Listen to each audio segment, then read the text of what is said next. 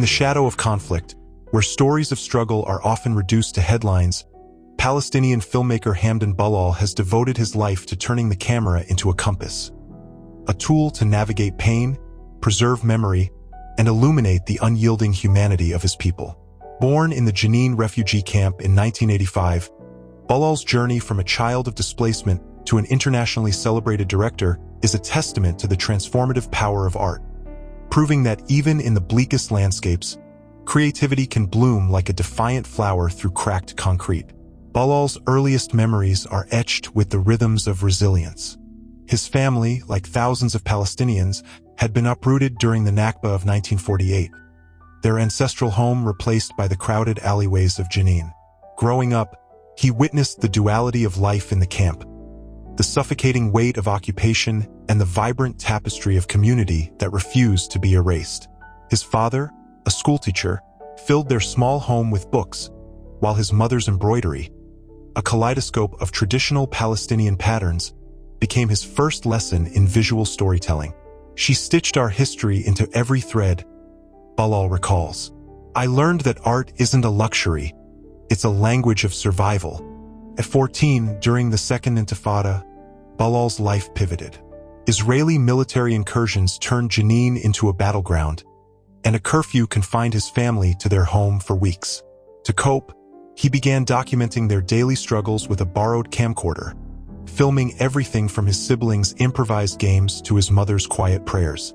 One haunting clip, a close-up of his father's hands, trembling as he lit a candle during a blackout, caught the attention of a visiting French journalist. She left him a disposable camera and a challenge: keep showing the world what they don't see. Ballal's raw footage from those years became his film school.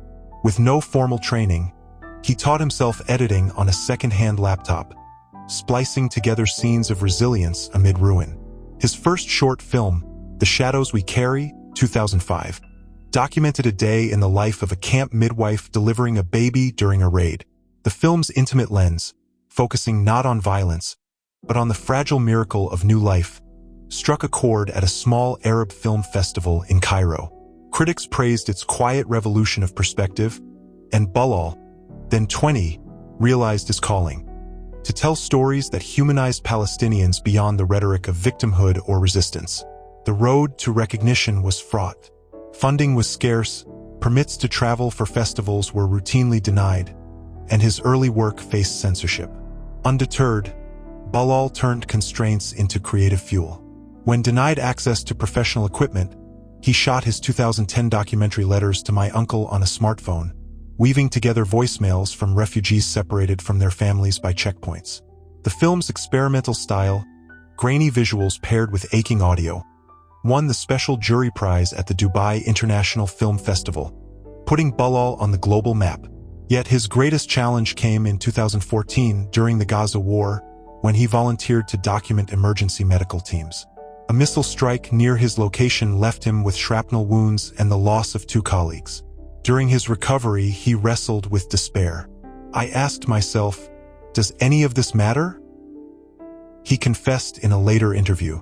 Then I remembered the midwife in my first film, how she kept working while bombs fell. Art isn't about changing the world overnight. It's about adding your voice to the chorus that says, "We exist." Ballal's breakthrough came with Olive Trees in the Wind, 2017. A lyrical feature film following 3 generations of a Palestinian family tending a grove bisected by the Israeli separation wall. The film's protagonist, 12-year-old Layla, uses her grandfather's key, a symbol of their lost home, to scratch poems into olive bark, her words becoming a clandestine act of resistance. Shot on location in Jenin with a cast of non-actors, the film blurred fiction and reality, its authenticity resonating globally.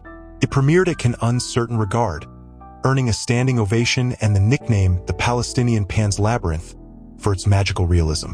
Ballal, however, rejected exoticism. Magic isn't escapism here, he said. It's how we cope. When you're denied reality, you build your own. In 2021, Ballal's documentary The Geometry of Memory cemented his legacy as a cinematic visionary. The film mapped Palestinian villages erased since 1948 through the memories of elders, using 3D animation to reconstruct their homes from spoken recollections. A scene of an old man walking through a digital rendering of his childhood street, tears streaming as he pointed to where his mother's lemon tree once stood, left audiences breathless. The film won a Peabody Award, with the jury hailing it as a bridge between past and future. For Ballal, it was personal. His grandfather, who died before the film's completion, had been a primary interviewee. He told me, "If I can't return home, let my words rebuild it," Ballal shared. This film is his key. Beyond accolades, Ballal's impact is measured in the lives he's transformed. In 2019, he co-founded the Janine Cinema Collective, a grassroots initiative teaching filmmaking to camp youth. One of his students, 17-year-old Aya, premiered her short film The Color of Dust at Berlinale in 2023, a poetic meditation on her brother's imprisonment. Hamdan taught us that our stories aren't niche, they're universal, she said. Ballal, meanwhile, deflects praise. "I'm just a gardener," he insists. "These kids are the seeds. Water them, and they'll crack walls." Today, Ballal remains rooted in Janine, rejecting offers to relocate abroad.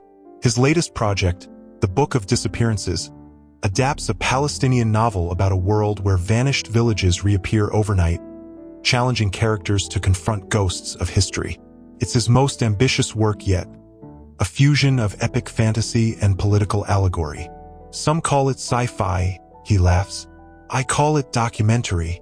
Hamdan Ballal's story defies the narrow narratives imposed on Palestinians. He has not shied from portraying pain, but his lens always seeks the light, the grandmother's laughter echoing through a checkpoint, the children staging a play in a bombed-out theater,